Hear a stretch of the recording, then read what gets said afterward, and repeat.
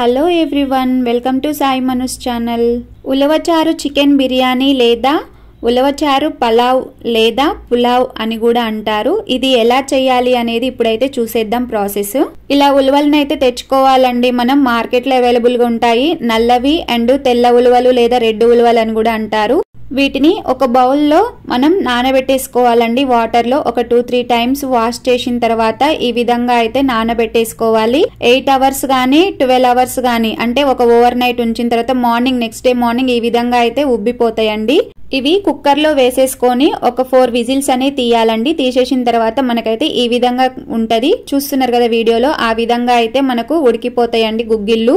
ఇప్పుడు mixie jar లో 2 గంటల గుగ్గిళ్ళు వేసిన తర్వాత పసుపు, ఉప్పు, కారం వేసేసి ఈ విధంగా అయితే గ్రైండ్ చేసుకోవాలి. మనం మెత్తటి పేస్ట్ లాగా గ్రైండ్ చేసుకోవాలి. ఎందుకనేది నేను చెప్తానండి తర్వాత. ఈ ప్రాసెస్ అంతా నేను మళ్ళీ మీకు మొత్తం ఎక్స్ప్లెయిన్ చేస్తూనే ఉంటాను. ఈ వీడియోలో మొత్తం కంటిన్యూస్ గా చూస్తూనే ఉండండి వీడియో అయిపోయే వరకు, ఎండ్ వరకు. ఈ పేస్ట్ నంతా ఒక బౌల్లోకి తీసుకోవాలండి. తీసుకున్న తర్వాత ఉలవచారుని ఈ విధంగా అయితే కొంచెం పోసుకోవాలి. అందులో పోసిన తర్వాత ఈ విధంగా ప్రాపర్ గా కలపాలండి. ఎందుకు ఇలా చేస్తున్నానంటే ఉలవచారు అనేది చాలా ఉంది కదా, అందులో ఈ పేస్ట్ వేసి కలపడం వల్ల సరిగ్గా కలవదండి, ప్రాపర్ గా కలవదు, గడ్డలు గడ్డలుగా ఉండిపోతది. సో ఉలవల చారు అయితే ఈ విధంగా ఉంటదండి. ఇక్కడ చూస్తున్నారు కదా. ఇప్పుడు స్టవ్ ఆన్ చేసి పాన్ పెట్టేసుకున్న తర్వాత సరిపడా ఆయిల్ అనేది పోసేసుకోవాలి. జీలకర్ర, ఆవాలు, ఎండుమిర్చి ఒక మీడియం సైజ్ ఆనియన్ ఈ విధంగా కట్ చేసి వేసుకోవాలి. ఒక పచ్చిమిర్చి, తగినంత కరివేపాకు వేసుకొని ఈ విధంగా ప్రాపర్ గా కలుపుకోవాలండి. కొంచెం ఉప్పు, కొంచెం పసుపు వేసుకోండి లైట్ గా. ఇందాక ఆల్రెడీ వేసాం కాబట్టి ఎక్కువ అవసరం లేదు. ఇవి ఒక 50% ఉడికిస్తే సరిపోతుందండి. ఆ తర్వాత కలిపి పెట్టుకున్న పేస్ట్ అనేది వేసేసుకోవాలి.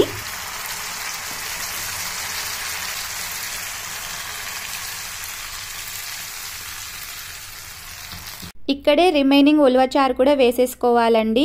కొంచెం చింతపండు గుజ్జు పోసేసుకోవాలండి. ఒక నిమ్మకాయ సైజ్ అంత చింతపండు తీసుకొని ఒకసారి వాష్ చేసిన తర్వాత ఒక బౌల్లో నానబెట్టేసుకోవాలి. నానబెట్టేసిన తర్వాత ఈ విధంగా గుజ్జు అనేది పోసేసుకోవాలి. ఇప్పుడు ఒక table spoon red chilli powder వేసేసుకున్న తర్వాత ఈ విధంగా అయితే మనం కలుపుకోవాలండి. ఈ చారులో ఉన్న వాటర్ అంతా ఎవాపరేట్ అయిపోయి దగ్గరికి పేస్ట్ లాగా కొంచెం దగ్గరికి గుంజుకోవాలండి. ఆ విధంగా మనం వచ్చే వరకు మసలబెట్టేసుకోవాలి. మసలబెట్టడం లేదా మరగబెట్టడం అని కూడా అంటారు. చూస్తున్నారు కదా చారు ఎలా ఉడుకుతుందనేది. సో ఆ విధంగా అయితే మనం మొత్తం మసాలా పెట్టేసుకోవాలి. ఫైనల్ గా అవుట్పుట్ అయితే ఇది రెడీ అయిపోయింది చారు.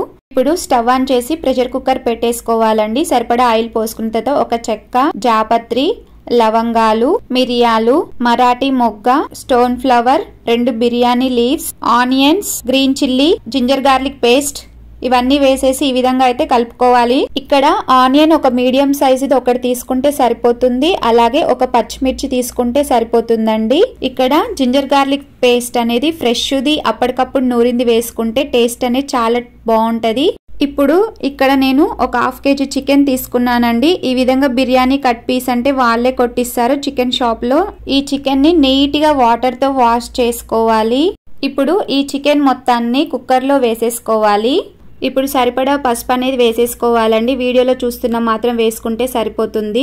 ఈ పసుపు మొత్తం చికెన్ ముక్కలకు ప్రాపర్ గా పట్టే విధంగా కలిపేసుకోవాలి. ఇక్కడ మీరు ఇప్పటి వరకు ఉలవచారు బిర్యానీ అనేది హండీలో ఎలా ప్రిపేర్ చేయాలి అనేది చూసుంటారండి. బట్ ఫస్ట్ టైం నేనైతే ఇక్కడ ప్రెషర్ కుక్కర్ లో ఎలా చేయాలి అనేది అయితే ఇక్కడ చూపిస్తున్నాను నేను ఈ వీడియోలో. ప్రెషర్ కుక్కర్ లో ఉలవచారు బిర్యానీ చేసి పెట్టే మొదటి రెసిపీ నాదే అండి యూట్యూబ్ లో. సో ఈ విధంగా అయితే మనం ప్రాపర్ గా కలిపేసుకోవాలండి. ఈ ఉలవచారు అనేది పాతకాలం నాటి రెసిపీ అండి. ఇది తినడం వల్ల ఆరోగ్యానికి ఎంతో మేలు చేస్తుంది. మన బోన్ స్ట్రెంత్ అనేది స్ట్రాంగ్ అవుతుంది. అండ్ అలాగే రక్త ప్రసరణ అనేది మంచిగా జరుగుతుంది. బ్లడ్ సర్క్యులేషన్ అనేది మంచిగా జరుగుతుంది. చాలా బలంగా, దృఢంగా ఉంటాము. సో ఇవి ఉలవచారు ప్రయోజనాలు. ఈ చికెన్ 50% ఉడికిన తర్వాత ఈ ఉలవచారు ఉంది కదా, దాన్ని వేసేసుకోవాలండి. ఈ గంటతోటి 2 గంటలు వేసేసుకోవాలి. ఇక్కడ ఉలవలు అనేవి తెల్ల ఉలవలు, నల్ల ఉలవలు 2 కూడా ఈక్వల్ క్వాంటిటీ ప్రకారం తీసుకోవాలి. అలాగే ఇప్పుడు ఒక టేబుల్ స్పూన్ కారం అనేది వేసేసుకోవాలండి. వేసుకొని ఈ విధంగా అయితే మనం ప్రాపర్ గా కలిపేసుకోవాలి. మీరు ఈ రెసిపీ ట్రై చేయాలి అనుకున్నప్పుడు ఒకసారి వీడియో అంతా ప్రొసీజర్ మొత్తం చూడండి. చూసిన తర్వాత నెక్స్ట్ ఆ వీడియోని యాజ్ ఇట్ ఈస్ గా ఫాలో అవ్వండి. అప్పుడు మీకు ఈ రెసిపీ అనేది పర్ఫెక్ట్ గా వస్తుంది. ఎందుకంటే కొన్ని పాయింట్స్ ముందు వెనక చెప్తుంటాం కదండి, అందుకనే ఒకసారి వీడియో వినడం వల్ల ఏంటంటే మీకు పాయింట్స్ అన్ని క్లియర్ గా అర్థం అవుతాయి. చికెన్ ని ప్రాపర్ గా కలిపిన తర్వాత ఒక ఇలాచీ వేసుకోవాలి, కొంచెం జీలకర్ర powder, 1 table spoon biryani masala, 1 table spoon chicken masala, 1 table spoon ధనియా పౌడర్ అండ్ అలాగే కొంచెం షాజీరా వేసుకోవాలండి. ఈ మసాలాలన్నీ వేసిన తర్వాత ప్రాపర్ గా చికెన్ మొత్తం కలిపేసుకోవాలి. ఈ మసాలాలు ఆ ఉలవచారు అంతా ప్రాపర్ గా ముక్కలకు పట్టి మంచిగా ఉడకాలండి. టేస్ట్ అనేది ఆ ముక్కలకి రావాలి. ఇలా ప్రాపర్ గా కలుపుకుంటూ చికెన్ అయితే ఒక 50% ఉడికించుకోవాలండి. ఇక్కడ ఫ్లేమ్ అనేది మీడియం టు హై పెట్టుకోవాలండి. లో పెడితేనేమో చాలా టైం పడుతుంది, హై పెడితేనేమో ఆ పేస్ట్ ఆ చికెన్ అంతా ప్రాపర్గా ఉడకకుండా మాడిపోతుందండి. ఏ వంటకైనా కూడా రుచి రావాలి అంటే మనం మీడియం ఫ్లేమ్ లో గానీ సిమ్ లో గానీ పెట్టుకొని వంట చేస్తే చాలా టేస్టీగా వస్తుంది. మాక్సిమం నేను నా వంటలన్నీ ఇలాగే చేస్తానండి. కొన్ని సార్లు మనకు టైం ని బట్టి మేనేజ్ చేసుకోవాలి. అప్పుడు మీడియం టు హై ఫ్లేమ్ పెట్టేసి చేసుకుంటే సరిపోతుంది. ఈ విధంగా హై ఫ్లేమ్ పెట్టి చేసేటప్పుడు ఏంటంటే మనం అక్కడే ఉండి వంట మొత్తం కంప్లీట్ అయ్యే వరకు అక్కడే ఉండి చేయాలండి. అటు ఇటు వెళ్ళినంటే కథం మాడిపోతుంది అంతే ఇంకా. సో ఇక్కడ చికెన్ అయితే 50% ఉడికిపోయిందండి. ఇప్పుడు మనం బాస్మతి రైస్ తీసుకుందాము. సోకుడు రైస్ అండి, నేను డైరెక్ట్ గా చూపిస్తున్నాను. దీన్ని ఎలా కొలత ప్రకారం తీసుకున్నా అనేది చెప్తాను.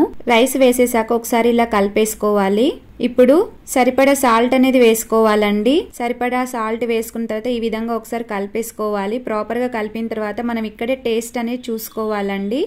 ఇక్కడ నేను రైస్ ఎలా తీసుకున్నానంటే ఒక ఎగ్జాంపుల్ గా చెప్తున్నాను. ఒక గ్లాస్ ఉంది కదా, ఆ గ్లాస్ తోటి 3 గ్లాసెస్ తీసుకుంటాము. ఏదైనా ఒక గ్లాసు తీసుకొని దానికి 1కి 1.5 చొప్పున వాటర్ పోసేసుకొని ఒక హాఫ్ అన్ అవర్ ముందు రైస్ ని నానబెట్టేసుకుంటే సరిపోతుంది. కట్ చేసి పెట్టుకున్న కొత్తిమీర, పుదీనా వేసేసుకోవాలి.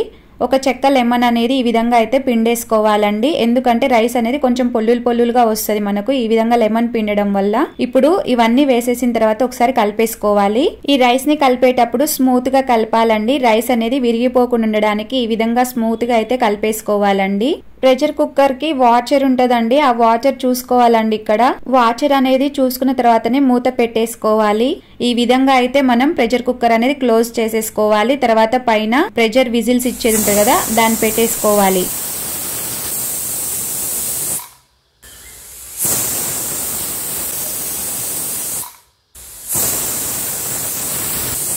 చూసారు కదా, ఈ విధంగా అయితే 3 విజిల్స్ ఇవ్వాలి. స్టవ్ ఆఫ్ చేసిన తర్వాత 15 మినిట్స్ అలా వదిలేసాక మూత అనేది ఓపెన్ చేసుకోవాలి. ఆహా, సూపర్ టేస్టీ ఫుడ్ అండి రెడీ అయిపోయింది. ఎమ్మీ టేస్టీ ఉలవచారు చికెన్ బిర్యానీ అయితే ఈ విధంగా ప్రిపేర్ చేయడం జరిగింది. చూడండి ఇక్కడ రైస్ ఆ చికెన్ ఎంత బాగా ఉడికిపోయాయి అనేది మనకు చూస్తుంటేనే తెలిసిపోతుందండి. అబ్బా, లెగ్ పీస్ చూడండి ఎలా ఉందో, చూస్తుంటేనే చాలా అసలు నోరు ఊరుతుంది. అసలు ఎప్పుడెప్పుడు తిందామా అనే అంతలా ఉందండి. అబ్బబ్బా, ఇక నేను ఆగలేను గాని అర్జెంట్ గా ప్లేట్ లో పెట్టేసుకొని టేస్ట్ ఎలా వచ్చింది అనేది మీకు చెప్తాను. వీడియోని స్కిప్ చేయకుండా చూస్తూనే ఉండండి. మీకు మళ్ళీ ఒకసారి చెప్తున్నాను, రైస్ తీసుకునేటప్పుడు ఒక గ్లాస్ రైస్ తీసుకుంటే ఆ ఒక గ్లాస్ కి 1.5 గ్లాస్ చొప్పున వాటర్ పోసుకొని రైస్ ని ఒకసారి కడిగేసిన తర్వాత మళ్ళీ నెక్స్ట్ వాటర్ పోసేసుకొని ఒక 30 మినిట్స్ రైస్ ని నానబెట్టేసుకోవాలి. ఇక్కడ నేను బిర్యానీ ప్రిపరేషన్ అనేది మా ఫ్యామిలీకి ఎంత క్వాంటిటీ అయితే సరిపోతుందో అంతే చేశానండి. మీరు కూడా ఆ విధంగా మెజర్మెంట్స్ తీసుకొని ప్రిపేర్ అనేది చేసుకోండి. చూస్తున్నారు కదా రైస్ అయితే ఇక్కడ ఎంత పొల్లులుగా ఎలా వచ్చింది అనేది. సో ఈ విధంగా సింపుల్ గా చేసేసుకోండి ఇంట్లోనే. బయట అసలే ఆరోగ్యాలు మంచిగా ఉండవండి తినడం వల్ల. ఒకసారి అంటే ఏమో గానీ ఎవ్రీ టైం అదే రిపీటెడ్ గా తింటే మాత్రం ఆరోగ్యం ఖచ్చితంగా ఖరాబ్ అయిపోతుందండి.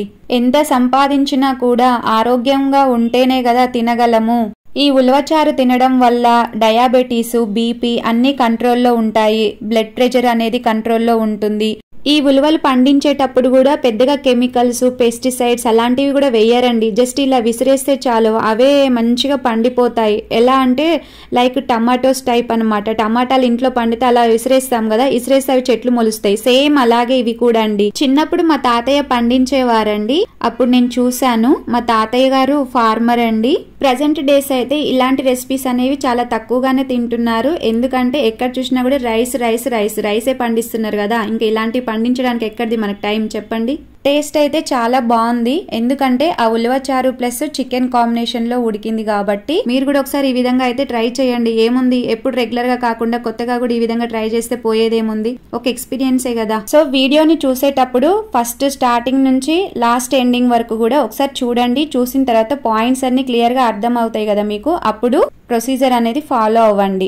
బిర్యానీ తినేటప్పుడు ఎక్స్ట్రా టేస్ట్ కావాలి అంటే ఆ విధంగా ఉలవచారు అనేది పోసుకొని కలుపుకొని తినండి, సూపర్ గా ఉంటది. ఇంకా అసలు ఆ టేస్టే వేరే లెవెల్ అండి, ఇంకా చెప్పక్కర్లేదు దాని గురించి అయితే. సో నా వీడియో కనుక నచ్చినట్లయితే లైక్ చేయండి, షేర్ చేయండి, సబ్స్క్రైబ్ చేయండి. కొత్తగా ఎవరైనా నా ఛానల్ ని విజిట్ చేసినట్లయితే సబ్స్క్రైబ్ చేసుకోవడం మర్చిపోవద్దు. బెల్ బటన్ నొక్కితే నేను పెట్టే వీడియోస్ యొక్క నోటిఫికేషన్స్ అనేవి వస్తాయి. I hope you like this video. Thank you so much for seeing this video. Bye bye.